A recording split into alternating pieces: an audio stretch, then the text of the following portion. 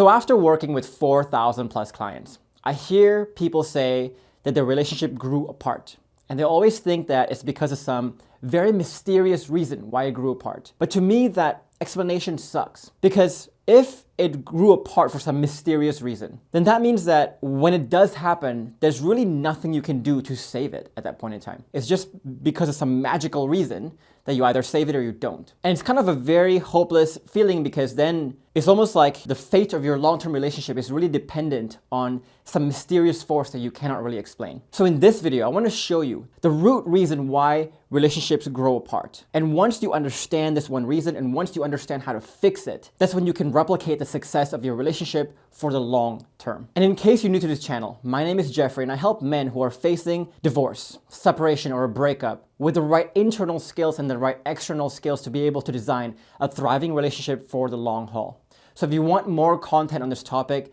be sure to subscribe to this channel and also click the bell button as well to be notified when I post new videos every single week. So when your relationship is growing apart, you are going to usually cite some of these reasons I'm listing over here. But what you need to understand, guys, is that these issues right here, they're not separate issues. They're actually rooted in the same one issue. So to understand this a bit deeper, let's understand why relationships grow apart in the first place. And this happens in multiple stages. And the first stage to understanding this is really understanding the spectrum of likes and dislikes of our personality. So I want you to imagine a spectrum with me. So on one side of the spectrum here are things that you like, or the things that you can appreciate. And on the other side of the spectrum are the things that you dislike, or the things that you cannot appreciate. And for every topic that you get in life, whether that's your preferences on food or philosophy or politics, whatever it is, there's this spectrum. And we tend to fall to one side or the other due to life experiences, due to parental influences, social influences, etc. So for me personally, back then, the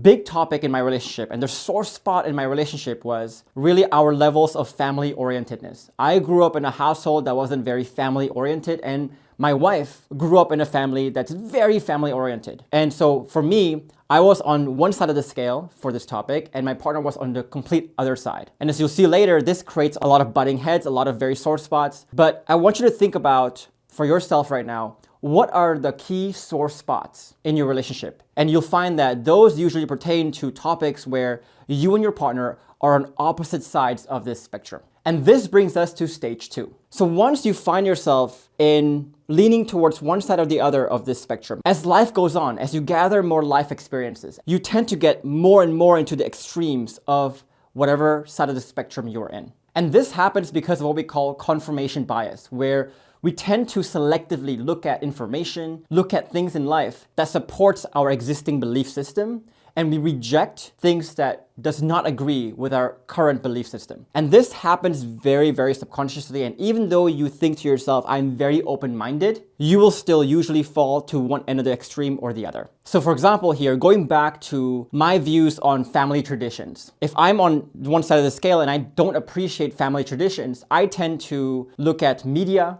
I tend to hang out with people, I tend to talk to people, engage with ideas that support my current idea at that point in time. So slowly, I fall to one side of the extreme. Another example of this is I was very introverted when I was growing up. And so because I was very introverted, I always hung around with people who are also very introverted. And I tend to look at people who are extroverted and I tend to judge them a lot. Oh, they're just party people, they never do any work, they never get stuff done, they're just naive and immature, etc. So again, because of my confirmation bias, and it happens very subconsciously, I tend to push myself to one of the extremes here. So if you really think about this in your life's perspective, think about the people you spend time with. Think about the things that you do every single day. Think about the things you think about every single day. Do they get you more towards the other side of what you believe, or more extreme towards what you believe currently? Most likely, more often than not, you're gonna find yourself exposing yourself to things that actually get you to the more further extremes. And this brings us to stage 3. So as our views in life gets more extreme to one side, eventually when it gets extreme enough, it becomes a big part of our identity. So for me personally, I went from saying I don't appreciate, I don't like family time to I am not a family-oriented person. You start to define yourself. And when you begin to define yourself as who you are, I am blank, you also reject the opposite even more. And if you look at your own life right now, think about how much society and yourself are used to defining ourselves like this. People often say, I am this. I am not this. I wish people understand me for who I am. People say these things because humans, as we get more extreme to certain views, we start to define ourselves and we want other people, society to see how we've defined ourselves as. And again, this brings us to stage 4, which is when we define ourselves, we also define who we're not again. And this, when we start to define who we're not, and we start to reject who we're not, both within ourselves, but also within other people as well. So for me, for example, when I told myself, I'm not a family man,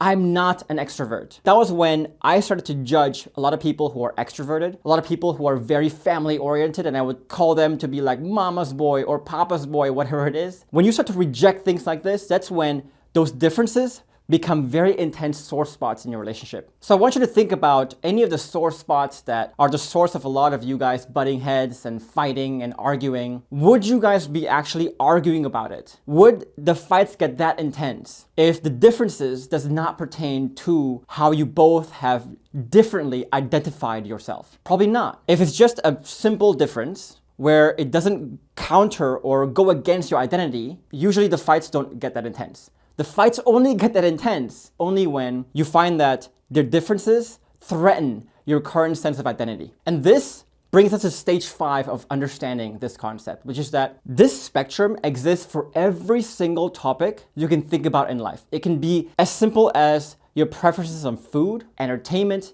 media, whatever it is you can think of. A spectrum exists for all of these topics. And that's a lot of spectrums if you think about it. So if you picture all these spectrums right now, as you go through life, you're always getting further and further into one extreme or the other on all these spectrums. And slowly you're going to identify yourself more and more and more and more as these gets to more extremes. And this right here is really when the problem occurs. And so if we understand this, we begin to understand the first reason why couples grow apart, because they cannot resolve some very important differences that pertains to their identity. So to outline this one, we know when we first meet each other, when you first met your partner, you are basically in the honeymoon phase where you find someone and you see that their likes and dislikes really align with yours.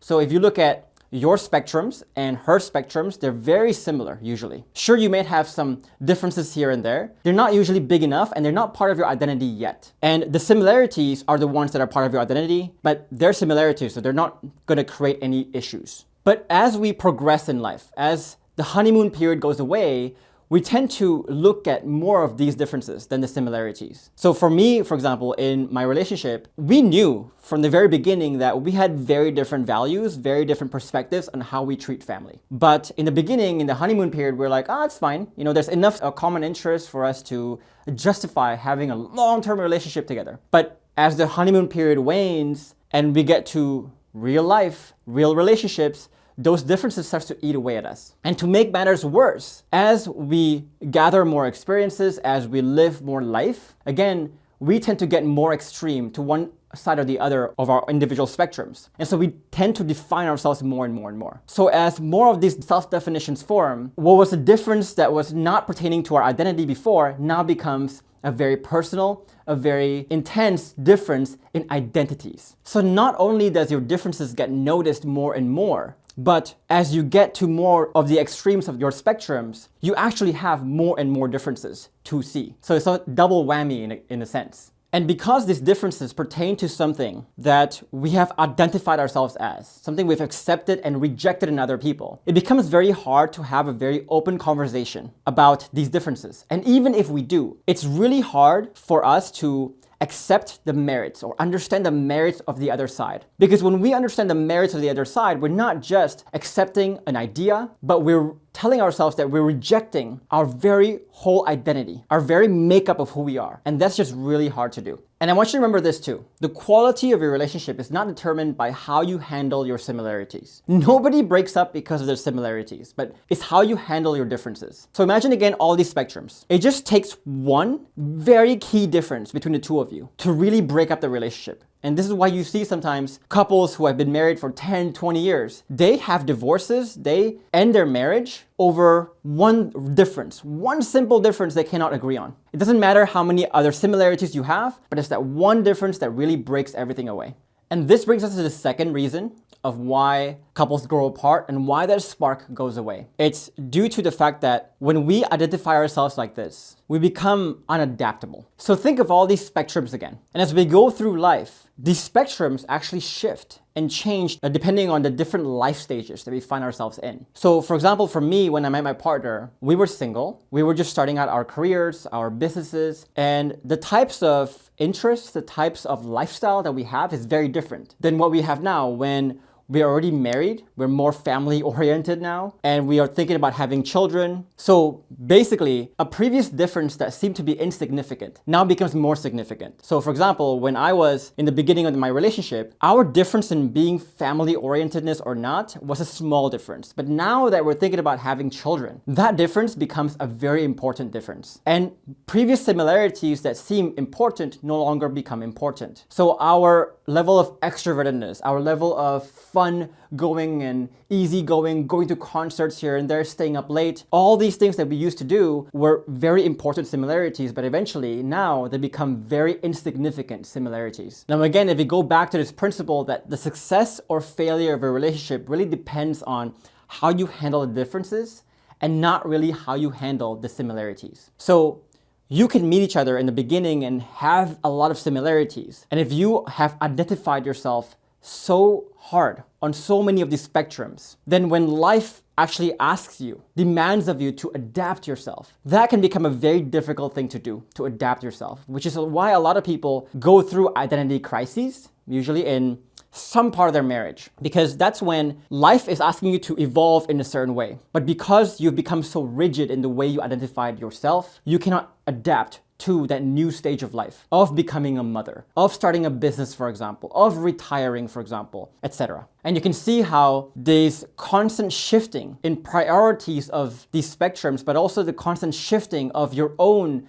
spectrums as you go through life, creates a lot of opportunities for more differences to form. And again, it just takes one key difference among hundreds of similarities to really potentially break up that relationship. And this brings us to reason number 3 of why couples grow apart or why they lose a spark eventually, is that they find that as life goes on, as their relationship gets longer, they get more and more incompatible, less meant for each other. And so when you guys met, there's a lot of similarities again. And those similarities that you had were towards topics that were significant for the both of you. But again, as the relationship goes on, what was significant before is no longer significant. And now a difference that seemed insignificant now becomes significant. And only that, as we go through different life stages, our spectrums begin to shift as well. So you can see how this can create a lot of opportunities where similarities will begin to dwindle over time and the differences will grow over time. And this manifested in our relationship in that the longer we were together, the fewer hobbies and interests we were sharing.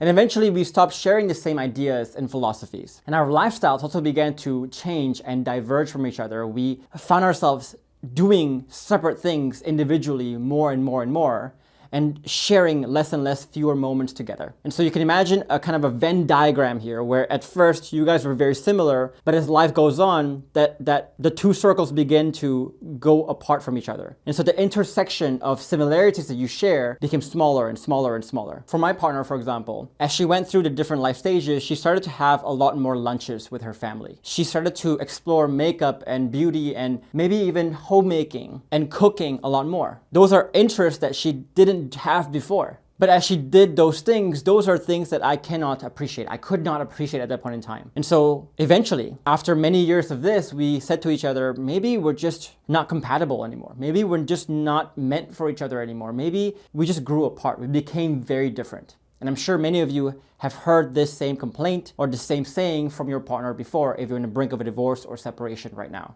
And reason number 4 of why couples grow apart or why the spark is gone is really boredom. It's that lack of novelty, that lack of excitement in the relationship. So going back to the previous example of how the intersection between the two Venn diagrams eventually starts to get smaller and smaller and smaller, you'll find that the number of things you can do together as a couple becomes fewer and fewer and fewer, becomes tighter and tighter. So for us, for example, we found ourselves every time we would go on a date, we would go to the same places, talk about the same things, did the same things, watch the same kind of movies. It just got extremely boring, extremely routine. There's no novelty, excitement there. And after a year or 2 or 3 of doing this, at first, yeah, those small similarities can really carry you for a short term, but eventually that gets boring too. And it was the moment when we began to be more adaptable and started to increase the level of intersection between the two parts of the Venn diagram that we started to open our life up and enrich our relationship to so many more things. We've now can do different things and think about different things, talk about different things. And that added so much richness, so much excitement, so much novelty to that relationship. And reason number 5, why couples grow apart, why the spark goes away, is stasis. It's that feeling of extreme familiarity that we have with the other person, how we feel like we've been dating or married to the same person that we know so well. There's nothing else to discover about the new person anymore. And for us, what really changed the state of our relationship was our ability to shift our identities and basically recreate a new identity every couple of years, so that both of us can feel like every 4 or 5 years we're really in a relationship with a new person, with a new look sometimes, with a new personality, with a new vibe, etc. But again, because so many people are so stuck in the way they identify themselves, they're so rigid in their personalities, in their sense of self, that relationships always get stale because of this stasis, this extreme familiarity that gets built after just 4 or 5 years, which is why a lot of couples, if you look at the statistics on this, break up after the first 2, 3, 4 years. So let's go back to the root issue that we talked about here, which is that when couples grow apart, the reason why they grow apart and the spark goes away is all rooted down towards rigid sense of identity. So what seems like a relationship issue at first now becomes an internal issue. It's an issue of our inability to be adaptable, to be fluid in the way we identify ourselves over the different life stages, over the different course of our relationship. And this really is why we say no one has relationship issues, but everyone has issues with the self that reflects in their relationship. This is a perfect example of that. And this will be something that we discuss in the next video that we have, where we talk about identity shifting, antithetic thinking, and really making your identity a lot more fluid. And this is why this identity shifting and being able to unjam yourself from your scales and shift accordingly to ensure that you never lose a spark in that relationship is so key in our program. It's such a massive part of our curriculum. And this is also why we say true power and freedom is not about doing what you like and avoiding what you don't like. But true power and freedom is about becoming whoever you need to become to accomplish whatever it is that you want to accomplish. So for most people, they do it kind of backwards. So they start by identifying who are they today. And then they look for jobs, they look for partners, they look for people, they look for a lifestyle that fits who they are. And this is why you find a lot of people who they jump from job to job to job, from partner to partner to partner to partner, but nothing can really fit who they are. They can never really find something that fits who they are. But for me and my clients, what we do is we define what do we want to create? Who do we want to be with? What kind of partners do we want to be with? What kind of job do we want to have? What kind of lifestyle do we want to have? And we mold ourselves. We shift our identity to become whoever we need to become to be successful at that. For me, for example, I was a very extreme and introvert in the past. And the thought of even doing YouTube videos, the thought of even working with thousands of clients right now would be something I would never have thought of. If I took the first approach, which is I defined who I am first, and then tried to find some work that fits who I am, I may never find that thing that I'm looking for. But because I said, I know what I want to create, and I'm willing to mold myself to be successful at this, if I need to be extroverted, I will do it. If I need to have a different personality, different look, different way of presenting myself, I can do it. And because I molded myself to this job, I allowed myself that freedom, that true power of becoming whoever I need to become to be successful at whatever it is I want to be successful at. So if you want to learn more about what this identity shifting is, and the key layers of internal shifts that allows you to never lose that spark in that relationship, then I want you to join me in my masterclass in the 5 proven steps to rebuilding your relationship from the ground up. In that masterclass, I'll show you the exact steps I show all my clients that takes them from the brink of a divorce, a very dire, a very mysterious situation of why their relationship is breaking apart, to a thriving state in their marriage. So if you want to join me in that masterclass, click the link above my head or also down below this video. For now, guys, I'll see you in the next video.